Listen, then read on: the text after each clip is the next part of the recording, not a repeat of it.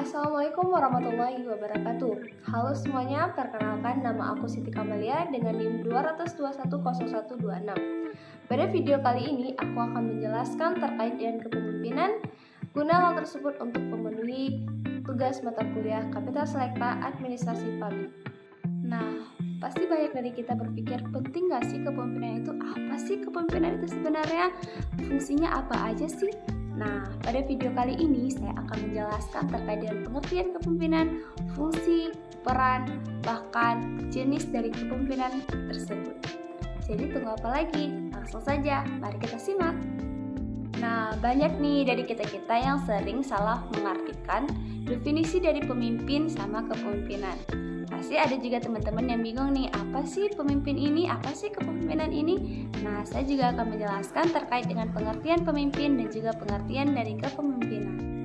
Nah, pemimpin dapat diartikan sebagai seseorang yang memiliki kemampuan memimpin, mempengaruhi orang lain, atau bahkan kelompoknya. Menurut Modern of Sociology, pemimpin adalah seseorang yang memiliki peranan atau posisi dominan dan berpengaruh dalam kelompoknya. Jadi, dapat disimpulkan nih, bahwasannya pemimpin ini adalah seseorang yang dapat mempengaruhi orang lain untuk mencapai suatu tujuan bersama.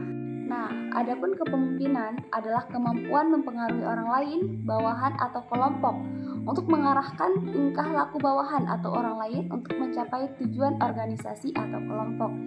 Nah, menurut Edison dan kawan-kawan pada tahun 2018 mengungkapkan bahwa kepemimpinan ini merupakan suatu tindakan yang mempengaruhi orang lain atau bawahannya agar mau bekerja sama untuk mencapai tujuan-tujuan tertentu. Nah, jadi dapat kita simpulkan nih teman-teman, bahwasanya kepemimpinan adalah kemampuan seorang pemimpin dalam mengarahkan, mempengaruhi, dan mengawasi para bawahannya agar mereka mau bertindak, berperilaku, dan berkarya sedemikian rupa sehingga mampu memberikan pekerjaan yang baik demi mencapai tujuan bersama. Nah, selanjutnya itu sebelum memimpin wajib mengetahui beberapa hal nih bagi seorang pemimpin. Yang pertama yaitu kenali diri sendiri. Jadi seorang pemimpin ini harus terlebih dahulu mengenal dirinya sendiri sebelum mengenal orang-orang lain. Dan yang kedua itu kenali situasi yang dihadapi. Nah, hal tersebut diperlukan ketika dia menyelesaikan masalah. Jadi dia harus terlebih dahulu mengenali situasi apa yang sedang terjadi gitu, agar dia dapat menyelesaikan dengan sesuai yang terjadi atau sesuai yang dibutuhkan.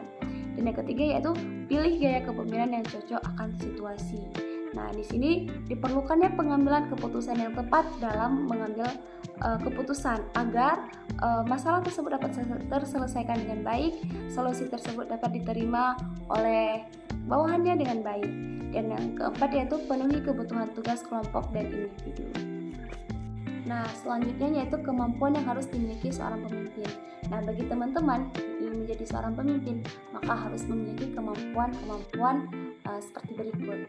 Jadi yang pertama yaitu kemampuan mengarahkan, yang kedua kemampuan mengukur, yang ketiga kemampuan mengubah, yang keempat kemampuan menggerakkan, dan kemampuan menyadarkan. Nah, kemampuan-kemampuan ini sangat diperlukan gunanya yaitu untuk mencapai atau mengubah atau mendapatkan organisasinya atau cara kepemimpinannya atau karyawannya untuk menjadi lebih baik lagi. Nah, selanjutnya yaitu sifat-sifat yang harus dimiliki oleh seorang pemimpin. Jadi yang pertama yaitu kecerdasan. Instrumen ini merupakan sebuah barang wajib bila ingin menjadi pemimpin efektif.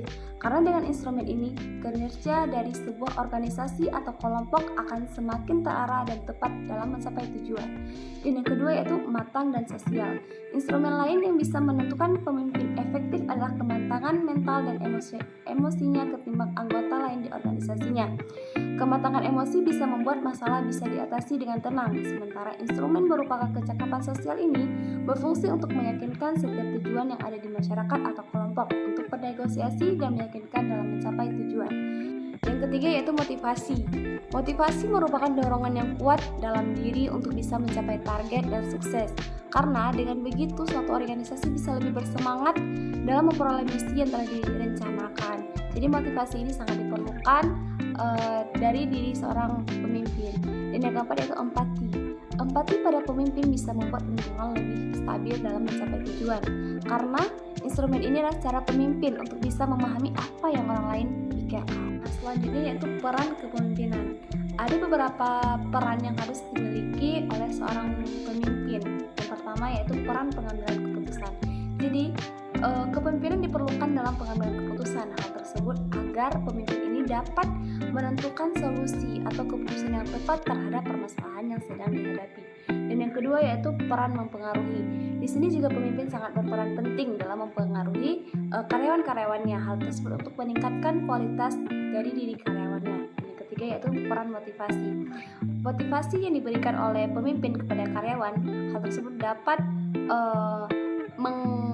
mengembangkan atau dapat membuat karyawan lebih bersemangat. Hal tersebut bisa dari reward yang diberikan oleh seorang pemimpin atau hal lain. Dan yang keempat yaitu peran antar pribadi. Dan yang kelima peran internasional. Nah, selanjutnya yaitu gaya-gaya kepemimpinan. Jadi, gaya kepemimpinan ini tuh sangat banyak. Ada seperti kepemimpinan autokratis, demokrasi, laissez-faire, karismatik, diplomatis, otoriter, bahkan moralis. Nah, gaya kepemimpinan autokratis ini yaitu gaya kepemimpinan yang dimana pemimpin ini hanya mementingkan dirinya sendiri dan setiap pengambilan keputusan dia tidak melibatkan anggota atau bawahannya, yang dimana pengambilan keputusan hanya terdapat pada dirinya sendiri.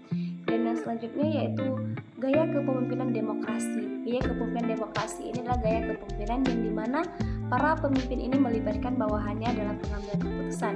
Dan yang selanjutnya yaitu kepemimpinan laissez-faire atau bebas. Gaya kepemimpinan ini adalah suatu gaya yang dimana pemimpin ini memberikan wewenang sepenuhnya kepada bawahannya dalam pengambilan keputusan atau dalam hal-hal yang bisa dilaksanakan secara langsung oleh bawahannya. Nah, selanjutnya yaitu fungsi dari kepemimpinan itu tersendiri. Yang pertama ada instruktif, konsultatif, partisipasi, delegasi, dan pengendalian. Jadi fungsi instruktif ini yaitu pemimpin sebagai komunikator yang menentukan apa atau isi perintah bagaimana, cara mengerjakan perintah, bila mana waktu memulai melaksanakan dan melaporkan hasilnya, dan di mana tempat mengerjakan perintah, sehingga keputusan dapat diwujudkan secara efektif. Maka dari itu, fungsi orang yang dipimpin hanyalah melaksanakan suatu perintah. Dan yang kedua itu fungsi konsultatif, yaitu pemimpin menggunakan fungsi konsultatif sebagai bentuk dari komunikasi dua arah untuk usaha menetapkan keputusan yang membutuhkan pertimbangan dan konsultasi dengan orang yang dipimpinnya. Selanjutnya yaitu fungsi partisipasi, yaitu pemimpin dapat mengaktifkan anggotanya dalam pengambilan keputusan maupun dalam melaksanakannya. Selanjutnya itu fungsi delegasi, yaitu pemimpin memberikan pelimpahan wewenang yang membuat atau sampai dengan menetapkan keputusan. Fungsi delegasi merupakan kepercayaan seorang pemimpin kepada seorang yang diberikan pelimpahan wewenang untuk bertanggung jawab. Yang terakhir yaitu fungsi pengendalian, yaitu pemimpin dapat membimbing, mengarahkan, mengordinasi, dan mengawasi setiap aktivitas anggotanya. Nah, terkait teori-teori kepemimpinan, ada banyak sekali teori-teori tentang kepemimpinan. Ada Friedman Theory, teori gaya dan perilaku, trait theory, behavior theory, contingency theory, teori servant, teori transisional, teori transformasional. Nah, selanjutnya yaitu aspek pentingnya kepemimpinan. Jadi yang pertama yaitu seorang pemimpin harus melibatkan orang lain. Dan yang kedua yaitu kepemimpinan mencakup distribusi kekuasaan, dan yang ketiga yaitu kepemimpinan sebagai kemampuan dalam menggunakan kekuasaan. Baik, sekian penjelasan dari saya terkait dengan kepemimpinan. Apabila ada salah kata, saya mohon maaf. Wabillahi taufiq wal hidayah. Wassalamualaikum warahmatullahi wabarakatuh.